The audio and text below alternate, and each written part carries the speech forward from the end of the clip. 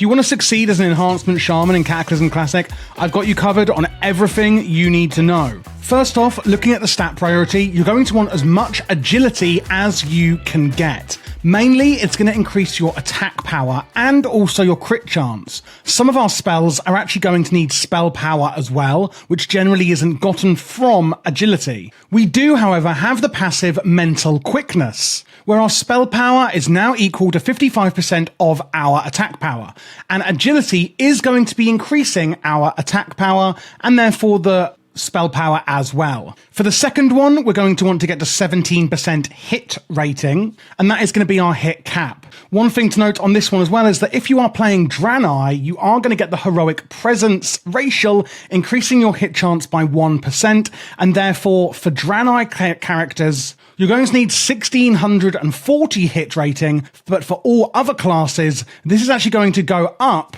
to 1740, meaning that this 1% means you need an extra, or less, rather an extra 100 hit rating if you are Draenei. Draenei is the main race I would advise you take if you are going to be going Alliance. If you're going for the Horde, I would say to go for Troll for their Berserking cooldown. It's like a mini Bloodlust that gives you 20% haste for 10 seconds. And then we also, as Draenei, have the Gift of the Naru. It's a 3-minute cooldown that heals our health. Then we want Expertise, and we're going to want to get 26 of this. A bit similar to hit rating, rather than our chance to actually hit the boss, Expertise reduces the chance at which the boss can dodge or parry our attacks, which is kind of like a different hit rating, if you will. And then we want Mastery, Crit, and lastly, Haste. If you don't know what our Mastery does, it basically increases the damage of our spells. We can see here, increases all Fire, Frost, and Nature damage done by 38%, and each extra point of Mastery you get increases that by another 2.5% on top. Now going on to the talents, most of them, of course, are going to be in the enhancement tree, starting off with elemental weapons. Increases the passive bonuses granted by your Flame Tongue and Earth Living weapons, the damage of your extra attacks from Wind Fury, and Wind Fury is the one I would advise to use as an Enhancement Shaman, and the effectiveness of your Unleash Elements ability by 50%. So looking at that then, we have this ability here, Wind Fury Weapon. Imbue your weapon with wind. Each hit has got a 22% chance of triggering extra attacks with bonus attack power. And that enchantment on your weapon is going to last 30 minutes. We can then unleash that enchantment. Unleashing it deals 175% of weapon damage to the target's enemy and increases the shaman's melee attack speed. Now, if you're thinking, okay, well, how do I unleash that? That's what this Unleash Elements spell that I was just talking about involves. It's on a 15-second cooldown. We can use it on cooldown, focusing the elemental shaman's force imbued in their weapon to unleash those effects. And it says on the bottom paragraph, see individual weapon imbue regarding what the actual effect of the unleash will be. Meaning if we're using Wind Fury, we're going to be doing the bottom paragraph on Wind Fury. Whereas if you were using something like Rockbiter here, unleashing that will force the target to attack you, which obviously we don't really want as enhancement. That would be more for a tank, like maybe in Season of Discovery. But not, however, in Cataclysm Classic. I only wish we actually did have Shaman tanks. Then we have the next one, Focus Strikes, increases the damage dealt by your Primal Strike and Storm Strike, flat out just increasing damage done. We have Improved Shields, increasing the damage done by your Lightning Shield orbs by 10%. And you can see here we have the Lightning Shield spell next to our weapon enhancement spells. Basically, these three spells I've put on their own over here because these are our kind of player enhancement ones, and I want to show these separately. So if you don't know what the Lightning Shield does, the caster is surrounded by 3 balls of lightning, and when a melee spell or range attack hits you, the attacker will be struck with nature damage. Imagine it like a Thorns effect.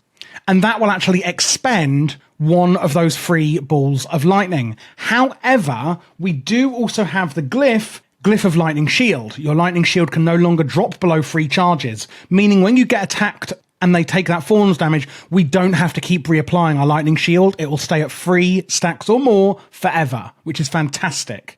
And remember, the Improved Shields, which we're only putting 2 points into, increases the damage done by the Lightning Shield orbs. On the next row, we have Ancestral Swiftness, reducing the cast time of a Ghost Wolf spell by 2 seconds, increasing movement speed. That's this spell here. TLDR, we can go into a Ghost Wolf form, as you can see here, which is actually instant cast with that talent, and that is going to increase our speed by 30%. You can use it indoors, you can use it in combat, which is fantastic. We've got Flurry, 3 out of 3 into Flurry, increasing your attack speed by 30% for your next 3 swings after you deal a critical strike. And Elemental Devastation. When you deal critical damage with a non-periodic spell, so an instant spell, your chance to get a critical strike with melee attacks is therefore increased. So Flurry and Elemental Devastation do actually synergize really well together. On to the next line, we've got Storm Strike, an ability I'm going to be showing you in the rotation, and Static Shock. When you use your Primal Strike or Lava Lash abilities while having Lightning Shield active, which it will be at all times, of course, remember it can't drop below 3 charges, you have a 45% chance to deal lightning damage equal to a lightning shield orb without consuming any charges of it. Then we're going to go into Searing Flames, causes the Searing Bolts from your Searing Totem to have a 100% chance to set their target aflame, dealing damage equal to the Searing Bolt's impact damage over 15 seconds, and that can stack up to 5 times. So that is one of our main totems here, Searing Totem. If I summon this totem here, if you don't already know, shamans have loads of totems, it's really cool. We're going to be talking about that a bit more shortly. You can see this Searing Totem, if I actually attack something, there we go, is actually attacking our target, and you can see the Searing Flames debuff stacking up on that target. As you can see there, up to the 5 stacks. So it's basically...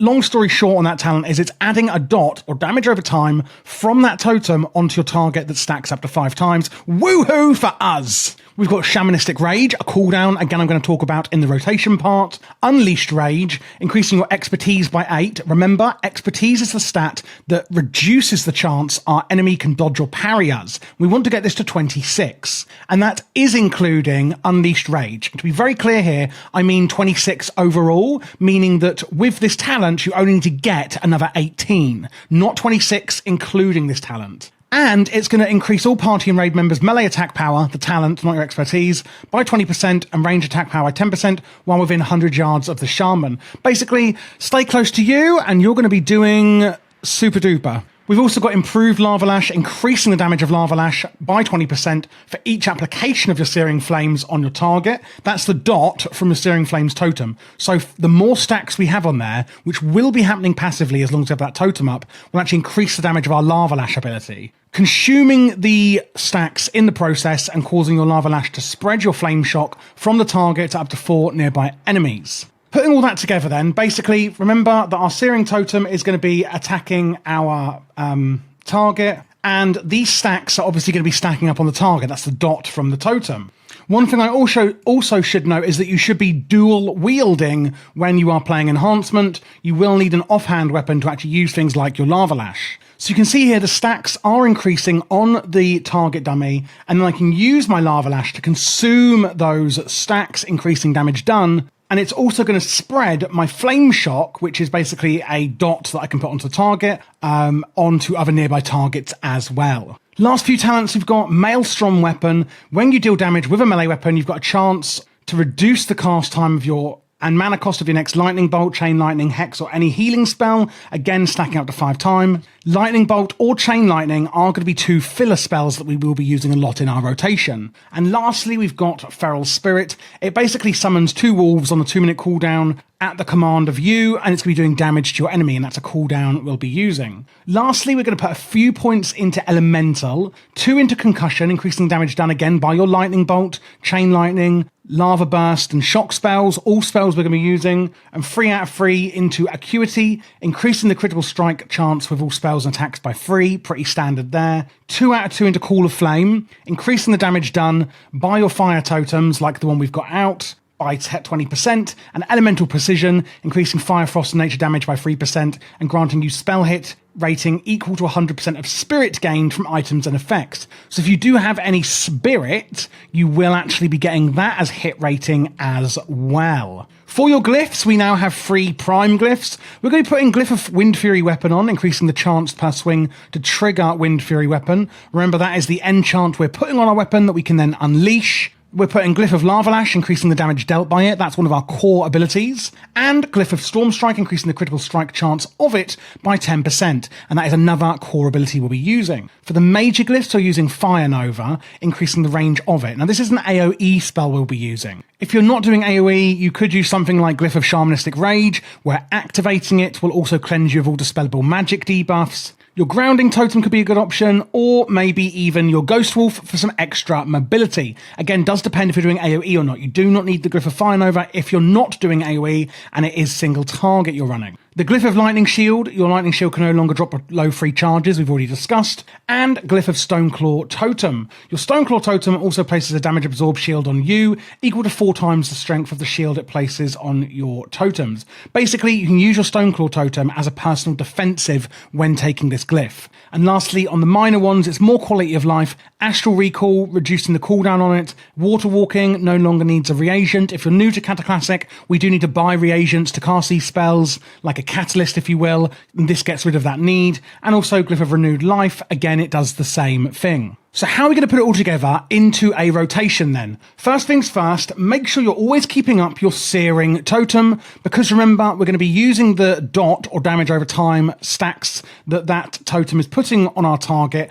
with our Lava Lash. Next then is going to be using Lava Lash, using it on cooldown. You charge your offhand weapon with lava, instantly dealing damage. Damage is increased if your offhand weapon is enchanted with Flame Tongue. And that is one thing I actually forgot to mention earlier regarding the dual wielding. You do need to put Wind Fury on your main hand and Flame Tongue on your offhand. If it goes onto the wrong one, an easy trick to do this is make sure you put your Wind Fury on first, and it'll automatically go on your main hand, and then put your Flame Tongue on, and it'll just automatically then go on your offhand. After using Lava Lash on cooldown, we're then going to use Storm Strike on cooldown, instantly striking enemy with both weapons, dealing damage to the enemy, granting us an additional chance to critically strike them with our Lightning Bolt, Chain Lightning, Lightning Shield, and Earth Shock. After that, we're always going to apply our Flame Shock on cooldown, instantly searing the target, causing fire damage over an X amount of seconds. Make sure you keep this debuff up on the target at all times. Then we're going to be using our Lightning Bolt sort of as a filler.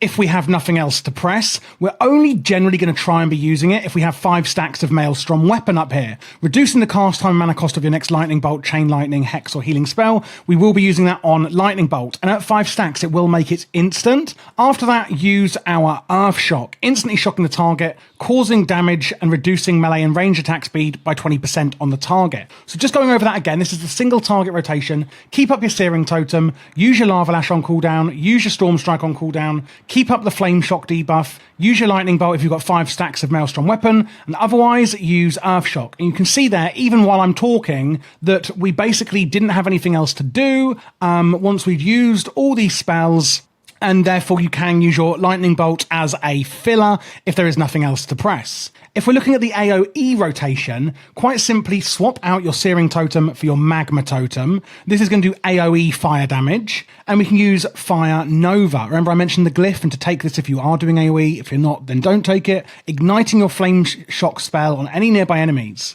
causing each of them to emit a wave of flames that deals fire damage to every enemy within 15 yards. So that is going to spread your Flame Shock. And don't forget, when we use Lava Lash, it's actually going to spread our Flame Shock from our target up to 4 other enemies within 12 yards. So we can put Flame Shock on, we can spread it around with Lava Lash, and then ignite those Flame Shocks on the targets with Fire Nova. Apart from that, just swap out your Lightning Bolt for Chain Lightning instead, which you can see here is actually going to chain to nearby targets. And that is it for the AoE rotation. Looking at the cooldowns we're going to use, try and keep your Feral Spirit to times where you're going to be using things like Heroism or Bloodlust and big cooldowns. They don't actually benefit from the extra haste that you get from things like Heroism and Bloodlust. However, they do actually benefit from your attack power. And generally speaking, when people are putting up Bloodlust, Heroism, and those big cooldown periods, it may be that you're using your agility potions and things like that, therefore increasing your attack power and therefore increasing your wolves. So in those Bloodlust periods, that's a good way of remembering, like, oh, this is probably when I should be using those cooldowns. We can also summon an Earth and Fire Elemental, not as important in Enhancement as it is in Elemental, but still it's on a 10-minute cooldown, so you can just use this in that same period of the boss fight as well. Basically, the Earth Elemental will actually protect you guys and do damage, and the Fire one will do fire damage, as you can see here. Looking at the utilities we've got Ghost Wolf, which we've already mentioned. Wind Shear is our interrupt or kick, interrupting our enemy spellcasting. We can hex our enemy to incapacitate them for a minute, turning them into a frog, etc. We've got Purge, removing a beneficial magic effect from the enemy, and Spirit Walker's Grace. This is a really interesting one. Basically, you can actually cast, well, if it's not instant, Lightning Bolt and any other spells while you are moving for, is it 15 seconds? Yeah, for 15 seconds when you have Spirit Walker's Grace active. Lastly, you may be wondering about the totems. Now, as you can see on this totem bar, we have an incredible amount of totems. And I have advised that if you watch, for example, my restoration or elemental videos, that they take certain totems. So if everyone in your raid group's watching my videos, which is probably quite unlikely, but if they are, and there's say 3 shamans in there, 1 elemental, 1 enhancement, 1 resto, you will end up actually all using different totems mainly. However, let's imagine you all haven't watched my videos. These are the ones I would advise for a Enhancement Shaman. Strength of Earth, increasing strength and agility of all party members and raid members. Searing Totem, obviously it's in rotation. Mana Spring Totem, because it just helps with mana for everyone in the group. And Wind Fury Totem. This basically is going to give the Wind Fury effect to everyone, increasing everyone's attack speed by 10%. And what you can do is, you can see there's this here, Call of the Elements, Call of the Ancestors, and Call of the Spirits. These are basically 3 different totem bars. And you can, if you want, like put these on your action bars rather than clicking them on here. So you can see here I've got 3 of them, right? And obviously when I if I go to Call of the Elements and press that, it will do those 4 totems that I've specified on the bar that we've just spoken about. However, you can put like Call of the Ancestors once configured on your bar, and it will then actually summon those 4 totems. So even though we can't see them, if I swap 2 Call of the Ancestors, which are these 4, I can actually just use that from memory, like, oh, Call of the Ancestors, that'll do those 4. You can have a set of 4, up to 3 different sets for different circumstances. Generally, if you're in a raid, just talk to your raid leader. They'll probably advise you which ones to take personally. We do, as a shaman, have Heroism or Bloodlust, depending if you're Horde or Alliance, increasing the party and raid members' attack speed by 30% for 40 seconds. Again, one of the biggest cooldowns in the game. And we've also got our Shamanistic Rage on a 1-minute cooldown, reducing all damage taken by 30% and causes your skills, totems, and offensive spells to cost no mana at all. We'll be removing some effects as well. Remember, if you take the Glyph, you can see here it's actually going to cleanse you of any dispellable magic debuffs as well, if you do take that Glyph for, say, over the Fire Nova instead.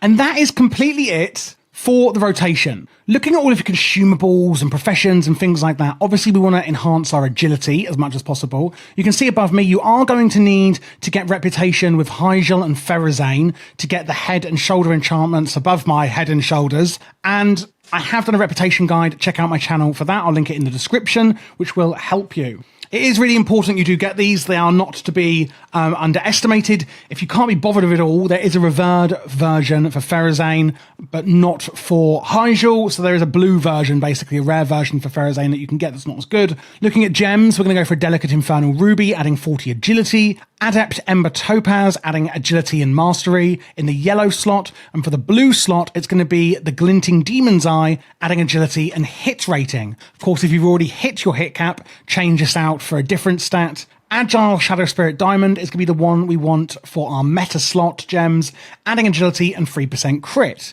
Regarding the professions you should take, I would go for Enchanting, adding agility on each of your rings by 40, and Mixology. This increases the effect you're getting from your elixir, and it works out at about 80 agility, which is one of the best. Another one is blacksmithing. That adds extra sockets that you can put onto your gear, and that will add up to 80 agility as well, I think. Regarding the weapon enchant, it's going to be Landslide. It's a chance to increase your attack power by 1,000 for 12 seconds. This is massive. And regarding the consumables, I would go for Flask of the Winds, increasing your agility, as we spoke about, which will be increased by 80 if you use the Mixology buff from Alchemy. Potion of the Tol'vir is the potion you want. Remember, your wolves, etc., will actually scale off your attack power. So use this when you use them when you use this potion. Potion of the Tol'vir, increasing your agility. Skewered Eel is your food, or obviously a feast you'll be using, adding 90 agility and stamina. And if you do need to use a health potion, the Mythical Healing Potion is the one for you. Hopefully that was useful for you. If you are looking for other shaman or other spec guides, check out this playlist here. It's got all of them in for you in Cataclysm Classic. If you've got any other questions, please do join my Discord, where we've got a really helpful community that are really friendly, and it doesn't matter if your question is small or large, we're there to help, especially if you are a beginner or veteran alike. Another thing I must say is that if you did enjoy this video, please do consider joining my Patreon, where I've actually got a lot of written guides that are more general, like how to sim your character, how to log and how to analyze those logs, things like that, how to set up and use and adjust weak auras, and they're all written in a beginner-friendly format. You can also get some LVUI profiles and keybind spreadsheets, etc. that I've made. Again, that's all on my Patreon. And a lot of people do use ad block, etc. now, and especially in gaming, us creators do not make, or at least not on my size, don't really make much money from YouTube, and Patreon is the absolute best way to support the channel if you wish to, and help me help you, I guess. And again, that is linked down below in the pinned comment and in the description. I really, really appreciate it if that is something that you would consider doing. If not, of course, just watching these videos is, thanks enough. And don't forget to subscribe and like it if you did enjoy.